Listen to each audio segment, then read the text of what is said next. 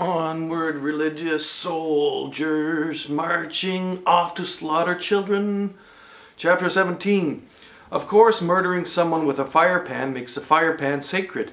The burnt bodies were thrown away with the trash and the copper hammered onto the altar so no one would forget. Don't ever fucking question authority. But the whole community cried, "You are a murdering tyrant."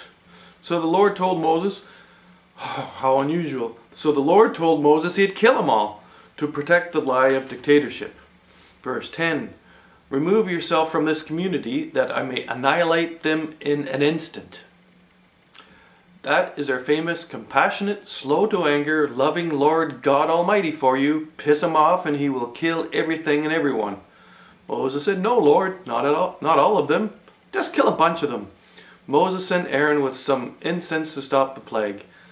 Likely the incense was a sedative to calm the soldiers that enjoyed killing family folk. One of the more dangerous plagues that plague impoverished nations is the military police force that enjoys a little more luxury, such as an income of any kind, and rather than be one of the impoverished, they terrorize the impoverished. Like in any warfaring nation. For example, take a look at the American Empire. Join the army if you fail.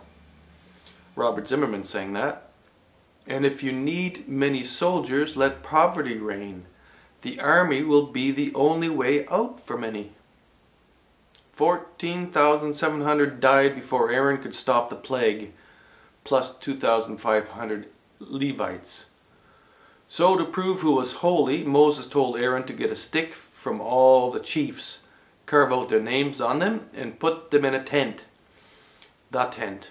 Aaron did one too. Now whoever stick grows tomorrow will be holy. Wouldn't you know it, the Lord made Aaron's stick blossom and produce almonds overnight.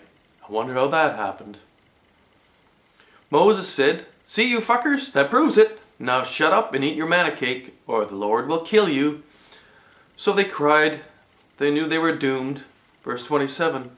Lo, we perish, we are lost, all of us lost. Everyone who so much as ventures near the Lord's tabernacle must die. Alas, we are doomed to perish. End quote.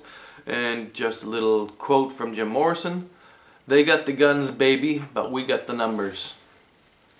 And when it comes to ratio, if we can remind the soldiers that they too are slaves, 6 billion to about 6,000. Some say 3,000, some say 5,000. It makes little difference. The point is, and we quote the writer from Bad Religion, what's his name?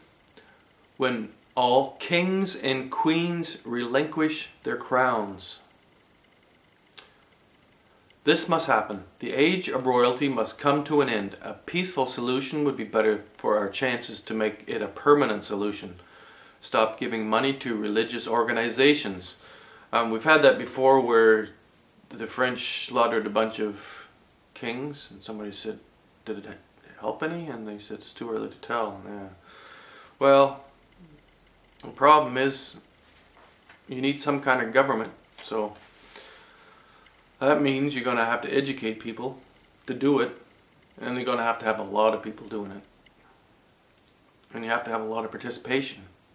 This whole idea of a few governing many has never worked and never will. And each time you read in the original, which I hope you're doing, I hope this is inspiring you to check to see if the author was lying here, which he isn't. But you should never believe him. You should always check the evidence. In the original, all this murdering was there. And when it says plague, and suddenly 15,000 people died, the plague was a sword swinging around. There was a police state rule within the army. And it's still the way it is. Although it's not quite as bloody as this story. Bloody hell is what this story is. Funny that bloody, tyrannical horror story should be made into a religion. I don't like it, in case anybody hasn't noticed.